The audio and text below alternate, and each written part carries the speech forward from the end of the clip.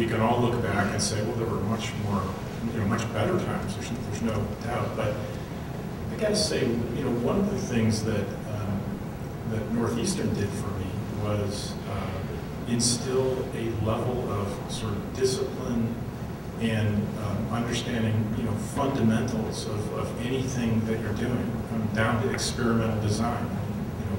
One of the folks that has had a huge effect on my life is my graduate advisor, Bob Schatz, and for as craggy and curmudgeon a fellow that he is, he really was relentless in his demand for good experimental design and analysis.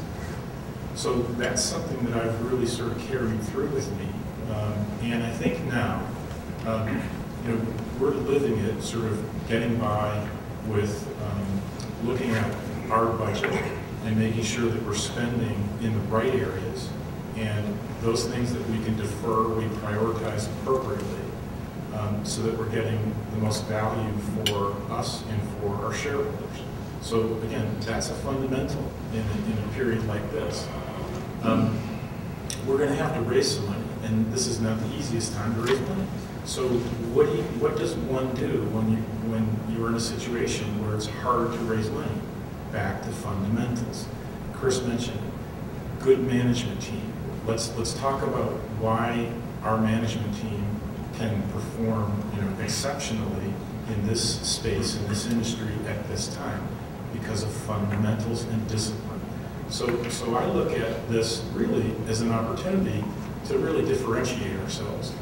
And that large portion of companies that are at our stage that are looking to raise money in a difficult time, bringing the discipline and showing individuals that we know where to focus and how to focus at a time like this is what will make us successful. And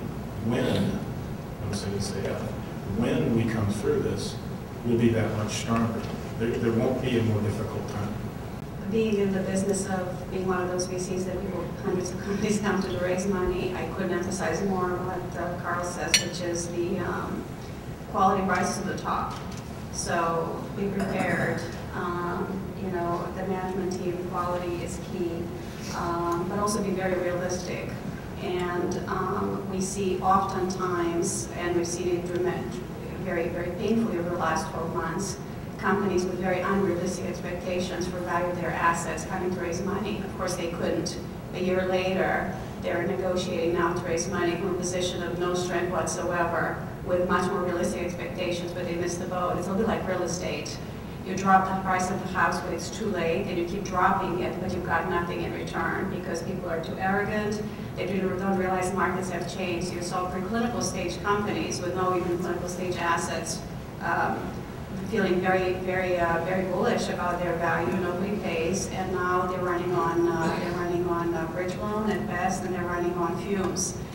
But I'd like to also make the same analogy, because a lot of people in the audience here are currently or have been in the position of changing jobs. So it's not just about starting new companies. I really want to emphasize that point.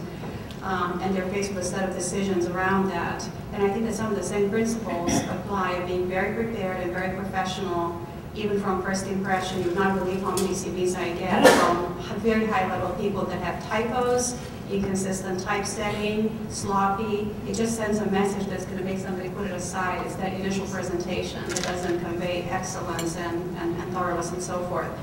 And from there on, be very prepared, do your homework, and this goes back to the mentoring. Mentoring is not saying, yes, this is how you will achieve that. Mentoring also means saying, this is unrealistic for you, or you'll need to spend a few years doing this other step for you to get there. So I think that being realistic, and again, being sort of at the front of that wave, rather than being in this situation where you're always behind the wave, where you're dropping expectations because you're being forced to, because times have changed. As someone said to me the other day, my 201k is a real mess right now. So, but I would suggest to you that, turbulent waters, bring opportunities if you're willing to take a chance. The old Chinese proverb that the longest journey begins with the first step. And, if you ask me and my colleagues, and I was very fortunate to have some colleagues that worked together for many, many years as a management team. And that built confidence in what we were doing. But I think if you ask us collectively what we would have changed, we should have done it 10 years earlier. And, you know, the comfort issue of coming out of something that you've done for a long time and you have well-paid positions and taking that risk was, you know, as I mentioned, it was daunting. But, you know, you need to take a leap if you're gonna get somewhere. So I think that's important. You know, I did international work for many years, and someone told me that the Chinese symbol for danger, or word for danger, is really two symbols: risk and opportunity. And you got to look at it that way.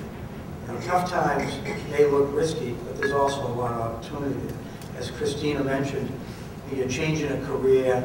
It may be a good time to take that step. I mean, if you're already been downsized or whatever, it might be the best time to do that. So I would encourage you to look at that, but be realistic. I mean, the ability to raise money is difficult right now. I think that will improve, but it takes a while to get there. You want to be in a position that you can pull the trigger when you want to, but be realistic about the whole thing. And I just think that, you know, you should consider taking the shot at it. I mean, you may never do it if you don't take that first step.